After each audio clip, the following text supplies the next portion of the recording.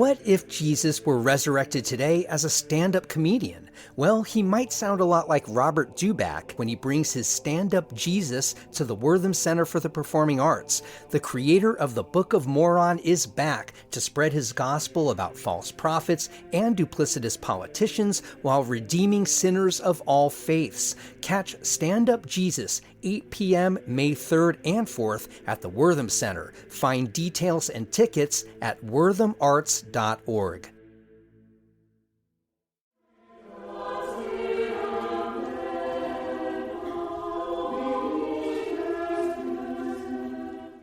Choral groups were among the hardest hit and slowest to rebound from the pandemic. Two of the region's enduring choirs, the Asheville Symphony Chorus and Asheville Youth Choirs, are still finding their footing both artistically and in the wider public. Now, post-COVID, every choir in America, maybe even the world, is in a rebuild situation. This is The Overlook with Matt Peiken, a podcast about the news, arts, issues, and trends of Asheville, North Carolina. Today we hear from the choir's two leaders, Kyle Ritter of Asheville Symphony Chorus and Emily Floyd of Asheville Youth Choirs. They're performing together April 27th at First Baptist Church. We talk with the choral directors about the challenges of surviving and rebounding from the pandemic. Kyle goes into detail about his choir's relationship to the Asheville Symphony Orchestra and building an identity of its own. Emily talks about balancing the sacred and the secular, and both weigh in on marketing choral music to today's distracted public, adapting pop music into choral music, and the future of the world's oldest art form. I began the conversation by asking Kyle Ritter about his working relationship with Darko Buderitz, music director of the Asheville Symphony Orchestra.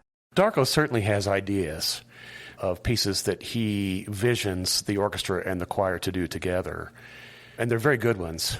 Darko is very collaborative in the choice of repertoire that best fits the ensemble as it is in a particular season. Obviously this year, because of the Thomas Wolfe issue, we had to pivot a little bit. So then what comes into play is what space are we going to be performing in? How big does the orchestra need to be, and how much space does the choir need?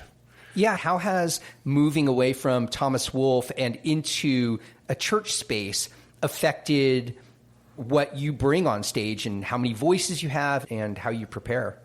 So we performed our Masterworks with the orchestra in February, and that was at Dinah Wortham Theater, which is a very limited space. We really had to pivot. It was not what we had planned to do at Thomas Wolfe. We were planning to do much larger works in the beginning, but because we had to move that concert to Dinah Wortham, we had to really rethink using the space parameters as a guide.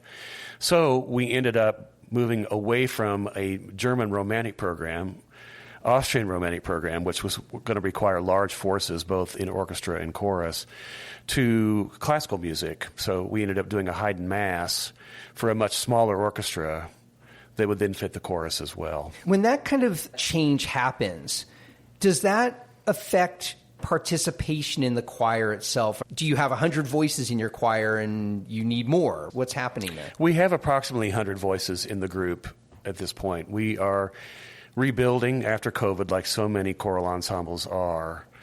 We never have not used the full ensemble in whatever piece that we've done. Talking about rebuilding, I want both of you to speak to this because I imagine your challenges might have been a little different.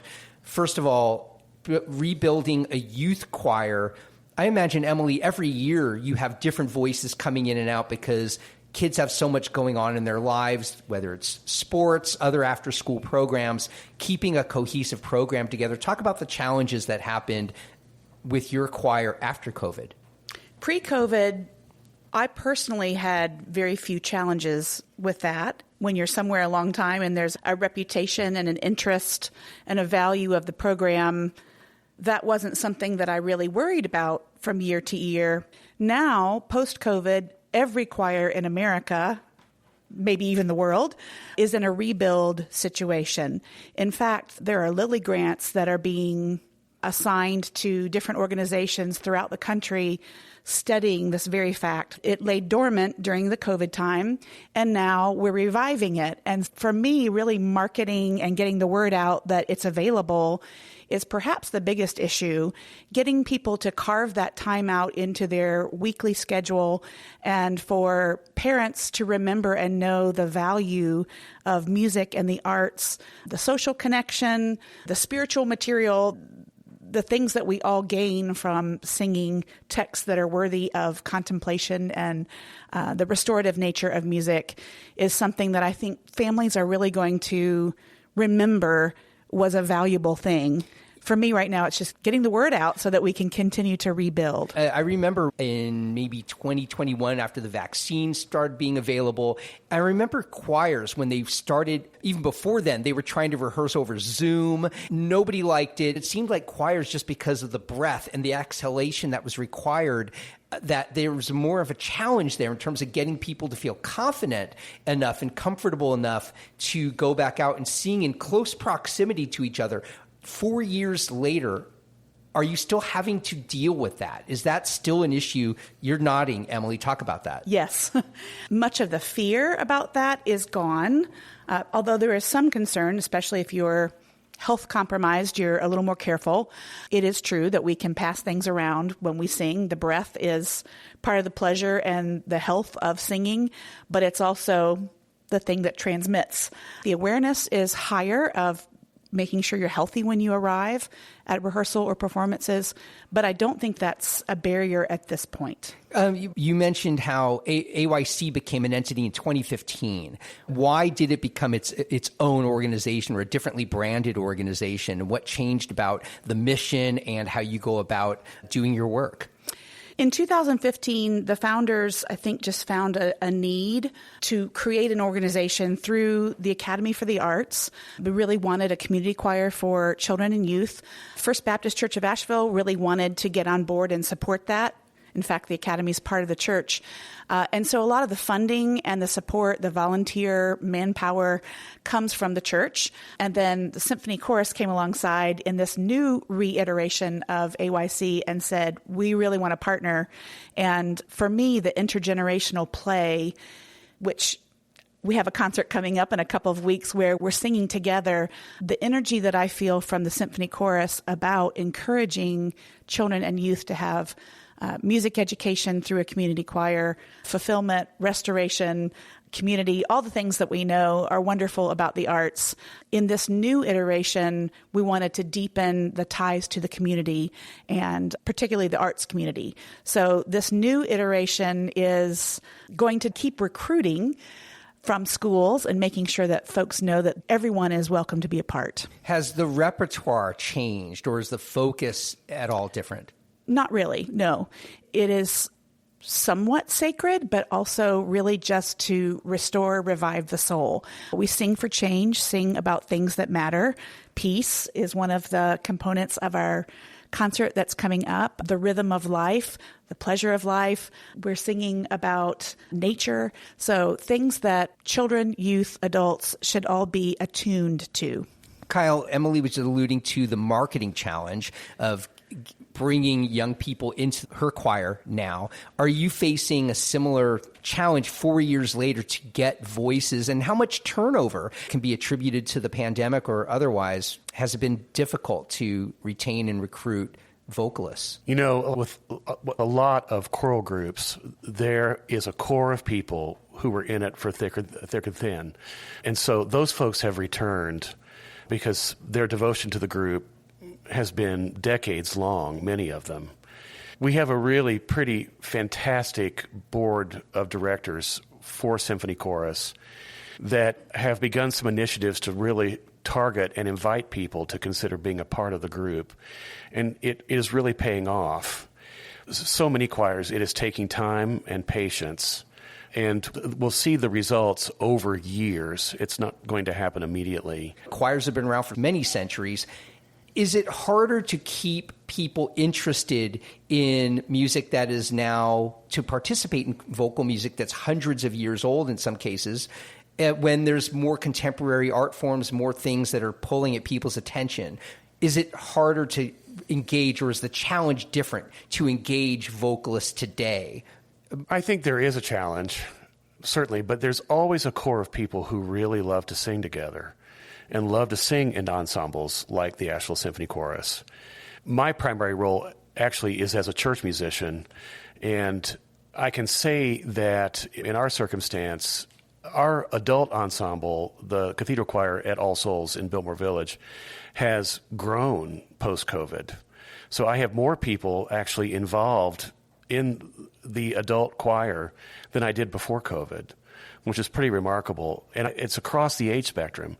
You alluded to this a bit ago, Emily. You said there is a sacred element to some of the music, but at least from the children's standpoint of the music you're putting forth, you're talking about nature and other elements. And I'm wondering how important or how conscious are you both to keep the sacred element at a certain percentage or at a certain heat level? Because there are a lot of people in this community who are not necessarily of the church, and I would imagine that you have to be conscious of that as well to keep your programs broad-based. Correct me if I'm wrong on that, but I would think that would be one of your charges, is to kind of straddle that line a little bit. Talk about that in terms of your programming.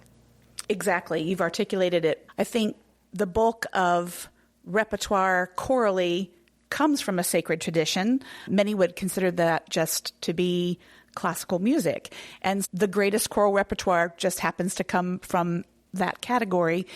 I try to keep as expansive as a view and as inclusive for people. We have a very inclusive view, and that is a welcoming presence to all. However, nurturing the soul is a really important thing. One trend that we're finding, sometimes I work with teachers who teach music in schools, and we all collectively bemoan that classical music isn't always an easy sell, because kids, and particularly the trends in programming in the classical music world now, are pretty thematically driven.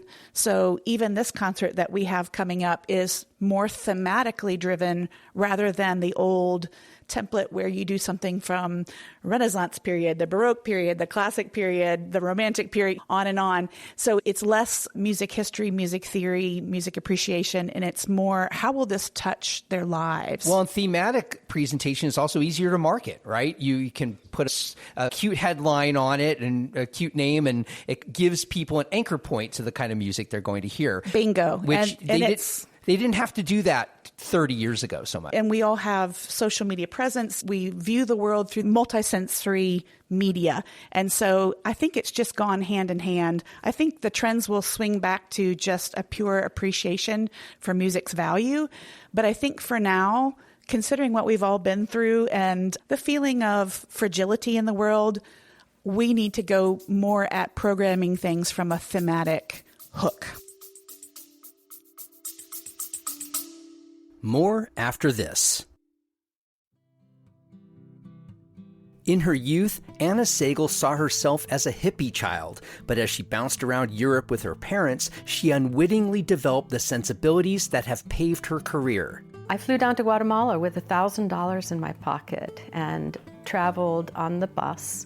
Basically, it started with all Guatemalan merchandise, shirts, backpacks, belts, hacky sacks, you name it, all things bright and beautiful. And that was the beginning of Ad Lib. Sagel opened Ad Lib Clothing 35 years ago in Boone and moved her boutique to Asheville at a time when there wasn't much else downtown. Trends come and go. I feel like my customer wants clothes that she is going to enjoy today, and they're going to last, and she will enjoy them for years to come. Drop into Ad Lib Clothing on Haywood Street, celebrate the shop's anniversary all through April, and find out why Anna Sagel isn't slowing down, even after 35 years. It still amazes me that Ad Lib has become my life, and that it has brought so much joy to so many women, and ad libbing it has worked for me.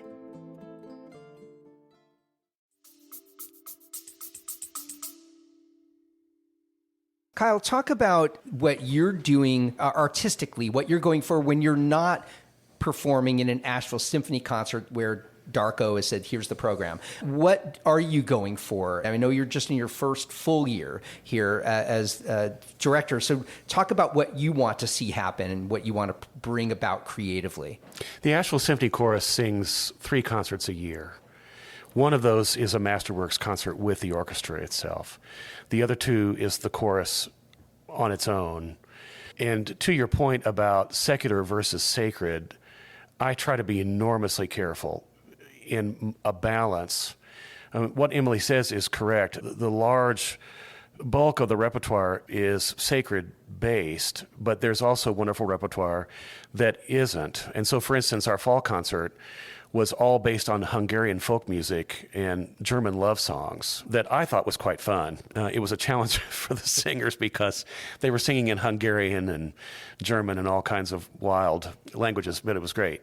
And so I try to balance as carefully as I can, knowing that this group is people of varying beliefs.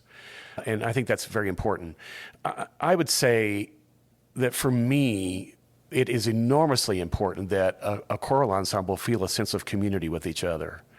If they don't have community with each other, I don't think that they can sing their best as an ensemble if they don't really feel like they're connected to each other. So I am cognizant as we come back from COVID that what we're creating in the Asheville Symphony Chorus is a sense of community, of family, of belonging. And then that, in turn, feeds their love and their desire to sing. I will say from the Cathedral Choir experience, that group did not see each other for a year and a half. We did one set of Christmas anthems that they all had to record their parts at home. This was Christmas of 2020, and they hung in there and they did it. And then we had a professional mixer put it together. That would be an incredible challenge because the recording environment is different for every singer, right? Some are using microphones that might be really good and some are using their phones. I don't know. It must be terrible to try to mix that. I think it was. And in fact, I did it myself and I thought, this is the most horrible experience I've ever been through in my life. But when the choir was able to regather, and we did so the first time in the summer of 2021, everybody came back full force. And I think that was largely due to the fact that they really value each other and they really missed their community. Of course they loved to sing and they wanted to sing and they really wanted to be together. With AYC, are you pulling music that already is maybe on their playlists? Are you taking like Taylor Swift songs or some hip hop songs and turning them into pieces of choral music for them? I don't often do that. I think there are ensembles that do that and there are places for that. And what I'm trying to accomplish, I often feel that pop music doesn't translate for choirs of a large size. It becomes cheesy. We composers always make a weird choral ending. It doesn't translate as well. And things that have some real bite and depth text-wise, what we're speaking about, what we're singing about is an important part of that. But there has to be something that connects to a teenager's spirit, to anyone's spirit. We can't have one kind of music. There are all kinds of people. So it has to smell like teen spirit. Oh, that's good. That's good. So how do you, again, I would think adults would be it wouldn't be as challenging in this sense as it would be for you with younger people, is to find something that they find relevant to them, right? Yes. It's often in harmony. It's also often in the vibe. World music, the kinesthetic nature, there has to be some sort of rhythmic drive. But they also love ethereal, beautiful harmony when dissonance brushes up against each other and then resolves into harmony. Let's face it, music is just compelling in many forms. So I haven't found that it has to be something that they're all automatically familiar with. We always have to have a little carrot on the stick that is immediately going to grab them. But they also are in it for the long game, things that require lengthy study, measured rehearsal. Mm-hmm. Eventually, they do love it. If it's worthy material, it will reach them. Now, the Asheville Symphony Chorus has 3 programs in a year. One is directly connected to the Asheville Symphony. What does a year or a season look like for AYC? That is something in flux as the ensemble and organization grows. We'll see what it turns into. But a fall concert, a spring concert. We've done a collaboration with the Nashville Children's Choir. They've come from Nashville, and we've had a connection and exchange, a collaborative experience. They've sung in some worship services. And so as opportunities come up, maybe we'll sing at a ball game. We would like to be more connected to the community as we establish ourselves and are able to do some run-out concerts. But we are, for now, doing big concerts that take months to prepare. So, Kyle, any plans with the Asheville Symphony Chorus to spread your wings a little bit and do stuff out in the community or outside of the city at all? We're not talking about doing anything specific outside the city at this point. We are going to be revitalizing the chamber choir in the fall, which is a subset of members of the Symphony Chorus, smaller ensemble that existed before COVID, and we have revitalized it post-COVID a little bit. And we're fully prepared to bring it back permanently in September. So it'll be an ensemble of about 20 to 25 people who will sing concerts on their own, and those could very well translate out of the community. This is a chamber choir you're talking about? Yeah. That's interesting. So talk about the kinds of repertoire you would bring forth there that, at least to your knowledge, the choir doesn't generally take on. This was an ensemble that was started years ago, and this group of people were like, we really want to do more. And so I think the thinking was, let's form a smaller ensemble that really taps into that energy and enthusiasm that can sing a completely different set of repertoire. The Symphony Chorus is a large group of approximately 100 singers. So we're doing sort of larger scale works that work for a group that size.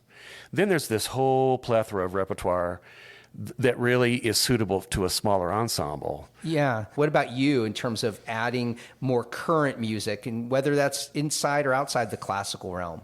I agree with what Emily has to say. Sometimes it's really tough to translate some of those contemporary pieces into choral pieces. Some of them are very successful. There are certainly choral versions of Broadway tunes that work very well. My vision for the Asheville Symphony Chorus is for, in the three concerts, one to be a concert of repertoire like we did in the fall, that is Brahms and Bartók, these choral pieces that don't require an orchestra necessarily. They could, but that are out of the classic repertoire. Then we have the Masterworks concert with the orchestra, whatever that particular piece is. Then we do a spring concert that is more of a mix of things. So for instance, this concert that we have coming up is a mix of what I would call the, quote, old hits of Beethoven and Haydn and Mendelssohn that are just beautiful, tried and true choral pieces. But then we're doing this fabulous choral arrangement of Rhythm of Life, which is from the musical Sweet Charity, that happens to translate really well as a choral piece. And it's a little near and dear to my heart because I sang it when I was in 8th grade. And the poor ensemble has heard me talk about even the choreography we did with it. And I think they're a little scared that I might make them do that, but I won't. There's another piece that we're doing on this concert that has really struck with our ensemble that was an idea of Emily's. It's called Song for the Myra, and it is based on a Nova Scotian folk tune about the Myra Valley. The Myra is a river on Cape Breton Island in Nova Scotia. And it is amazing to me how this piece has resonated with the symphony chorus. So people are doing research and they write me and they say, hey, I was doing research on this piece and I found this folk song arrangement of this piece.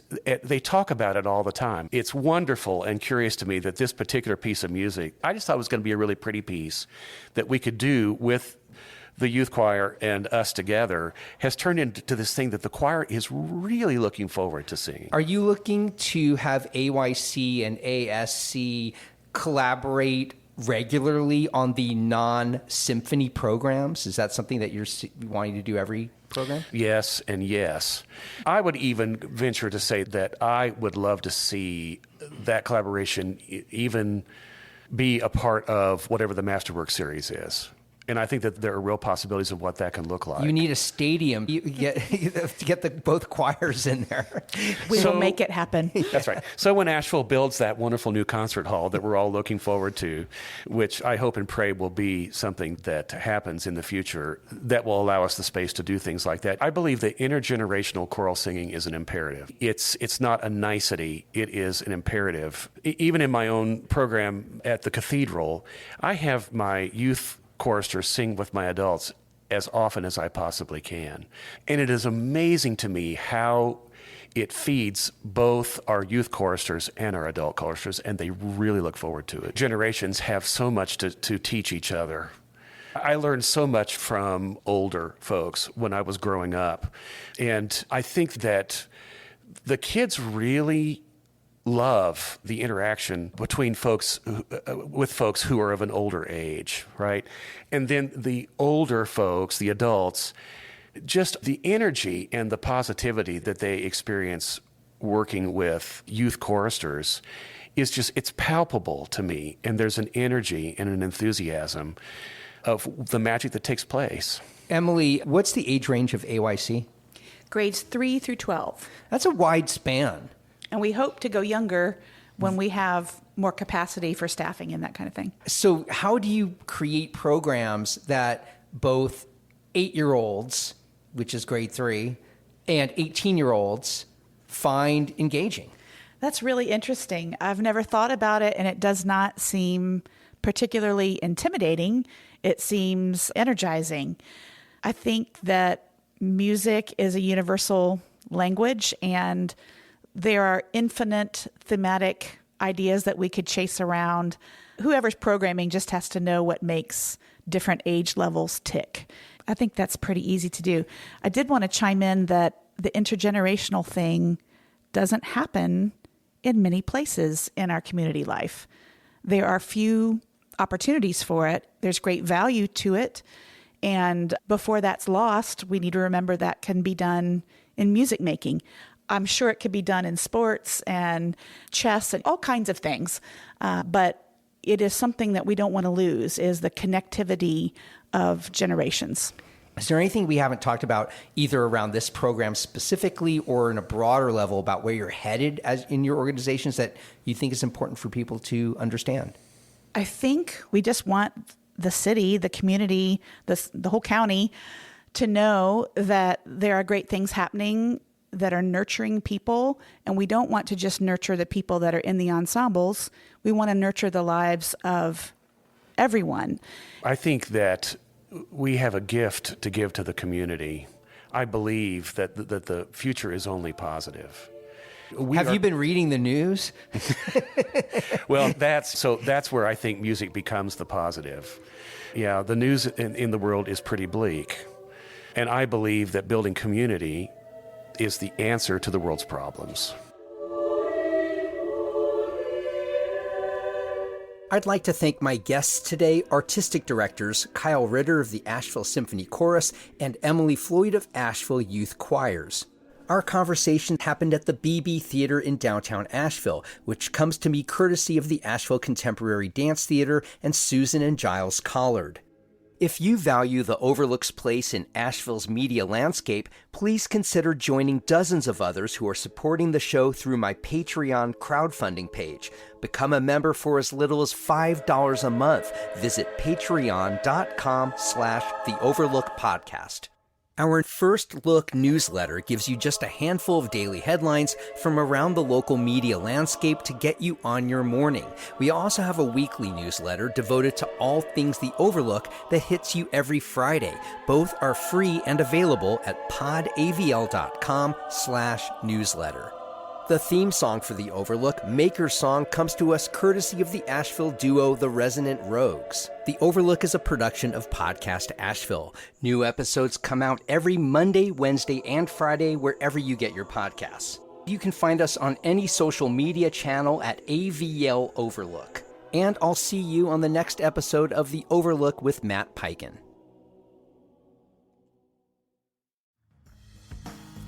Hey everyone, Matt Peiken here from The Overlook, and I'll get back to my conversation in just a moment. But I'm asking you, the listener, yes, you listening this very moment, is The Overlook making a difference in your connection to Asheville? Do you know more about what makes this city tick and where we're struggling? If you had to give up 1 cup of coffee every month to do your part to keep this show going, would you step up?